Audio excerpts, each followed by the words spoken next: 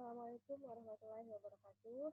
Saya selaku Hadijah, mahasiswi dari Universitas Muhammadiyah Banjarmasin dari Fakultas Farmasi. Nah, di sini saya akan sharing mengenai info-info yang sangat penting ya, dan tentunya juga bermanfaat untuk kita semua. Nah, jadi di sini baik langsung saja.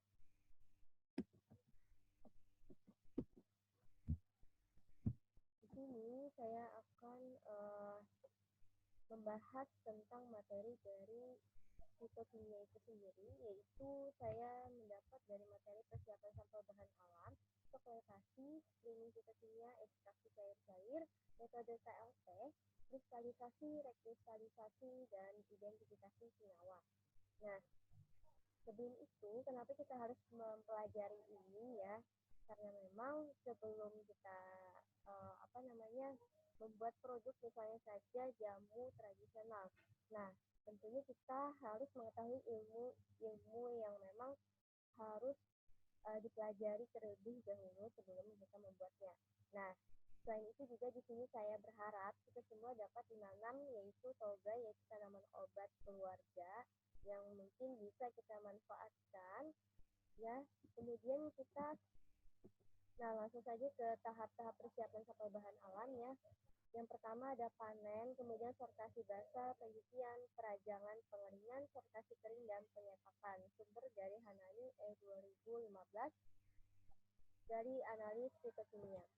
Nah, di sini yang panen yaitu meliputi apa saja dari tanaman itu yang dapat kita ambil dan kita jadikan mungkin larutan ya ataupun jamu, yaitu bisa dari akar, batang, kulit, kayu, daun, bunga, rimpang, buah, biji, dan herba.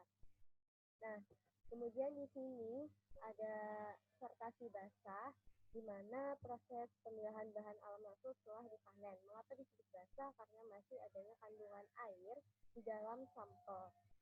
Nah, kemudian yang ketiga di sini ada pencucian dan perajangan, di mana kita menghilangkan tanah ataupun kotoran yang memang melekat pada bahan alam itu sendiri. Yang perajangan itu maksudnya adalah memperkecil ukuran bahan, bisa kita blender ya, pokoknya supaya dibuat jadi serbuk. Yang kemudian kita masuk ke pengeringan, di mana kita bisa menggunakan oven ya, ataupun dengan angin ya, secara alami tanpa alat, dan dihindari dari sinar matahari langsung. Nah, kemudian di sini ada sortasi kering, di mana untuk menghilangkan nutrisi yang rusak selama proses pengeringan. Nah, yang terakhir ada penyerapan. Kemudian di sini ada tahapan pemeriksaan nutrisi manusia. Sumbernya dari Fahrudin Muhammad tahun 2020, cara pemeriksaan nutrisi. Nah, pemeriksaan organoleptik itu meliputi bau, rasa, dan kemudian pemeriksaan makroskopik yang bisa kita lihat dari mata, yaitu meliputi warna, ukuran, dan juga bentuk. Nah, kemudian pemeriksaan mikroskopik itu ya tentunya tidak bisa dilihat dari mata ya, pasti dengan alat mikroskopik, misalnya untuk melihat unsur-unsur anatomi jaringan yang khas pada tumbuhan. Kemudian di sini ada secara fisika, yaitu meliputi daya larut, bobot jenis, dan titik lebur. Ada secara kimiawi, di mana mengandung adanya zat aktif yang terkandung. Kemudian yang terakhir adalah secara kromatografi, meliputi dengan alat KLP untuk mengidentifikasi zat aktif. Selanjutnya yang kedua adalah ekstraksi stokleritasi. Nah, ini apa sih itu stokleritasi? Yaitu cara ekstraksi dengan menggunakan pelarut organik yang selalu baru pada suhu bibitnya dengan menggunakan alat khusus.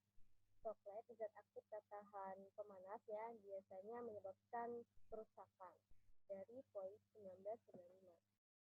Nah, kemudian prinsip dari metode stokleritasi itu adalah ekstraksi dengan cara panas karena di dalamnya proses membutuhkan pemanasan. Nah, kemudian ini bersumber dari jurnal Cue de Castro tahun 1998. Kemudian ada kriteria pemilihan pelarut, yaitu ada pelarut mudah melarutkan bahan yang diekstrak, kemudian tidak bercampur dengan garam yang diekstrak, kemudian mengekstrak sedikit atau tidak sama sekali pengotor yang ada. Nah, kemudian pelarut mudah dipisahkan dari zat terlarut, dan yang terakhir adalah tidak bereaksi dengan zat terlarut melalui segala cara. Nah, sumber dari Mami di Pali tahun 2014. Nah, Nah, kemudian di sini ada tahapan pemeriksaan mutu, di mana meliputi uji makroskopik untuk mengetahui bentuk, warna, bau, dan rasa dari sampel yang kita akan uji. Nah, kemudian yang kedua adalah uji mikroskopik, yang tentunya dengan alat untuk melihat fragmen pengenal, inti sel, atau jaringannya. Kemudian yang terakhir adalah penetapan kadar sari larut air dengan unit berat sari air dibagi dengan berat sari ekstrak dikali 20/4 dikali 100%, sumber dari Departemen Kesehatan RI tahun 2000. Kemudian di sini ada kekurangan dan kelebihan dari ekstraksi, di mana keuntungannya itu adalah membutuhkan pelarut sangat sedikit ya, kemudian zat aktif dapat tersaring sempurna, kemudian dapat digunakan dalam laboratorium penelitian. Kemudian apa kekurangannya? Yaitu membutuhkan waktu yang lama karena sirkulasinya panjang, kemudian membutuhkan banyak energi listrik dan gas. Nah, kemudian di sini ada screening fitokimia, yaitu tahapannya itu meliputi uji alkaloid, misalnya pada sampel herba boroko yang saya ambil dari jurnal ya. Kemudian positif jika ditandai dengan endapan coklat dan jika ditambahkan larutan mayar, maka terbentuk endapan mayar kuning larut dalam metanol pekat. Nah, kemudian selain dengan uji alkaloid, kita juga dapat menguji flavonoid, glikosida, dan saponin dan tanin. Contohnya seperti flavonoid. Nah, biasanya tergantung larutan yang direaksikan dan adanya merah intensif. Nah, jika larutan itu berubah jadi merah intensif, maka larutan tersebut, sampel tersebut ya, bisa positif mengandung uji flavonoid. Nah, kemudian di sini ada ekstraksi cair-cair. Apa itu ekstraksi cair-cair? Jadi itu merupakan metode ya yang memang didasarkan pada distribusi solut dalam dua macam pelarut yang satu sama lain dan tidak saling larut. Kemudian di sini saya ambil dari sumber buku ajar kimia analisis kuantitatif. Kemudian di sini adanya prinsip ekstraksi cair-cair. Nah, di sini ada gambarnya. Prinsipnya yaitu ekstraksi cair atau disebut dengan ekstraksi, pemisahan komponen dari suatu campuran cair dengan meletakkan pada cairan lain. Nah, prinsip kerjanya itu pemisahan berdasarkan perbedaan kelarutan. Nah, kemudian di sini adanya KLT atau kromatografi lapis tipis. Nah, di sini ada definisi dari KLT, yaitu metode pemisahan kromatografi yang fleksibel dan banyak digunakan dan pelaksanaannya juga mudah dan lebih murah.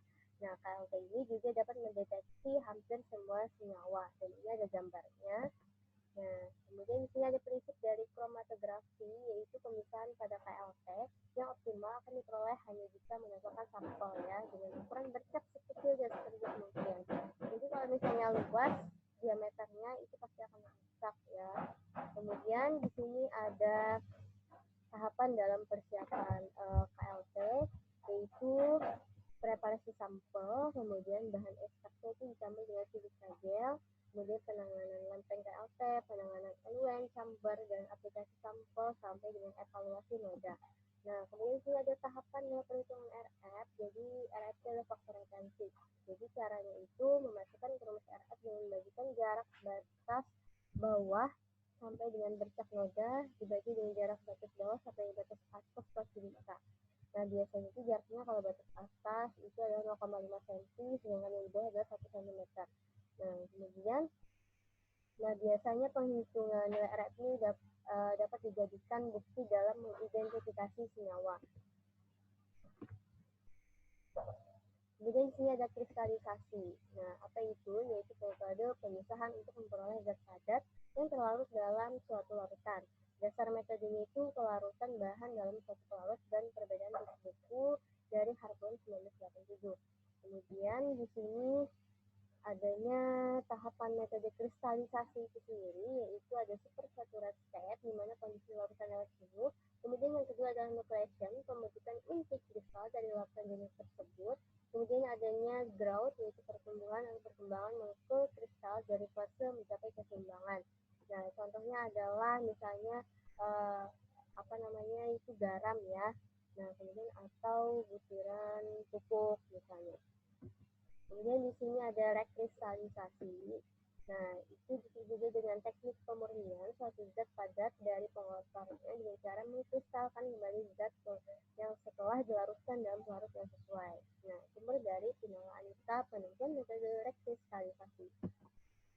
Nah, tahapan metode rekristalisasi itu sendiri yaitu menjadi pelarut, kemudian melarutkan zat pelarut, menghilangkan warna larutan, memindahkan zat padat, mengkristalkan larutan, mengumpul dan mengisi kristal dengan filtrasi dan mengeningkan hasil. Sumber dari Williamson tahun 1999. Yang terakhir ada identifikasi senyawa. Nah, yaitu diambil dari jurnal Fitofarmaka Indonesia volume 1 nomor 1 dengan judul String Fitokimia dan penetapan kandungan flavonoid atau ekstrak metanoid halba brongkos atau TLC Argentina L. Tahapan identifikasi senyawa yang terkandung pada sampel uji itu bisa meliputi pengolahan sampel di mana bahan itu berupa herba yang dibersihkan dengan air yang mengalir dan hanya diangin-anginkan, tidak kena sinar matahari langsung, lalu dirajang jika sudah kering. Nah, kemudian ada ekstraksi. Nah, tahap ini biasanya serbuk ditimbang ya, ditambah dengan metanol atau pelarut yang memang cocok dengan sampel uji dalam wadah maserasi, ditutup rapat, sambil diaduk rendam selama 5 hari, kemudian disaring. Filtrat yang didapat ya, yang dihasilkan itu dipekatkan dengan alat penata vapor, jadilah ekstrak kental. Nah, ekstrak kental ini akan dilanjutkan ke tahap selanjutnya yaitu string fitokimia, yaitu akan diuji apakah dia mengandung alkaloid, flavonoid, atau senyawa yang memang penting dan sangat dibutuhkan oleh sel. Nah, di sini yang pertama adalah uji alkaloid. Nah, dengan cara apa? Ditimbang serbuk simplicia ditambah dengan 1 ml HCl atau asam klorida dan aqueous, kemudian dipanaskan di atas penangat air selama kurang lebih 2 menit, yang kemudian didinginkan dan disaring, ditambahkan 2 tetes larutan, kemudian jika ada endapan warna hitam atau coklat maka dia positif mengandung alkaloid. Kemudian yang kedua ada uji tanin dari Frankfurt tahun 1966, di mana ekstrak kental dilarutkan dengan air suling panas ya, kemudian diaduk, didinginkan, ditambah dengan natrium klorida 10%, disaring, dicampur filtratnya dengan 2 tetes FeCl3. Jika warnanya menjadi hijau violet, maka dia positif mengandung uji tanin. Nah, yang terakhir ada uji flavonoid dari Chang et al. Tahun 2002, di mana dicampur serbuk dengan metanol pekat, disaring, lalu diencerkan dengan air dan ekstrak. Kemudian didiamkan, lapisan bawah dilarutkan dengan etil asetat, kemudian disaring dan diuapkan, ditambah dengan asam klorida, etanol, dan didiamkan 2 menit sampai dia berubah warna. Nah, jika dia berubah warna menjadi merah intensif, maka dia positif flavonoid. Kemudian prinsip metode identifikasi senyawa. Nah, pada tahap awal sebelumnya, yaitu pengolahan sampel, menggunakan prinsip sortasi basah, karena memang dia diambil masih dalam keadaan segar, kemudian masuk tahap pencucian dan pengeringan dengan bantuan angin atau alam. Nah, kemudian dirajang jadilah serbuk.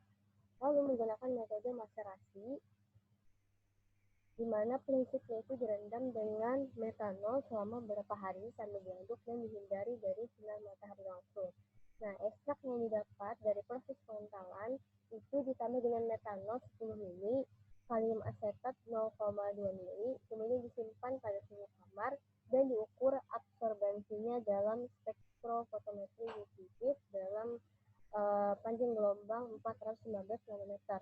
Di mana alat spektro ini prinsipnya pada alat tersebut terdapat sinar flora yang menyerap sampel sehingga senyawa dapat terlihat atau terukur. Nah, di sini ada lampiran jurnal yang saya upload. Nah, sebenarnya banyak jurnal yang saya ambil, cuman ada 4 jurnal yang saya upload di sini. Nah, jadi bagi teman-teman yang misalnya mau menanam tanaman obat keluarga atau toga ya, sebelum itu kita pasti menguji tanaman apakah itu mengandung senyawa toksik atau senyawa yang memang dibutuhkan pada sel dalam tubuh. Nah, jadi apakah dia mengandung uji flavonoid atau misalnya uji tanin atau alkaloid, di mana itu berfungsi sebagai antiseptik ataupun berfungsi sebagai antibiotik. Nah, misalnya saja pada kunyit. Nah, kunyit itu bisa misalnya dijadikan di blender, kemudian kita peras, tidak menggunakan air atau tidak menambahkan larutan apapun, memang murni dari air kunyit tersebut. Yang kita ambil adalah rimpangnya. Nah, kemudian itu bisa dijadikan sebagai antibiotik pada lambung akibat misalnya lambung luka ya. Nah, kemudian bisa juga daun sirih kita macerasi infusa, kita rebus misalnya dengan air 2 gelas, dijadikan menjadi setengah gelas lalu langsung diminum setelah dingin. Nah, baik, terima kasih atas perhatiannya. Semoga bermanfaat untuk kita semua. Kurang lebihnya saya mohon maaf. Wassalamualaikum warahmatullahi wabarakatuh.